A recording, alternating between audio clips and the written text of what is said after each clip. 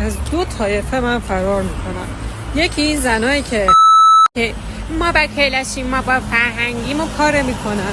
یکی هم اون مردایی که برمیگردن میگن درود وقتی بهشون میگی سلام. بعد همین رو خب بهش بگو که چرا میگی درود؟ برای که پارسیه، ما فرهنگ پارسی رو پاس میداریم.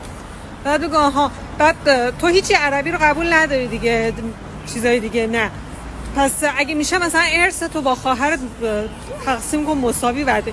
نه قانون من 2 برابرشو بده.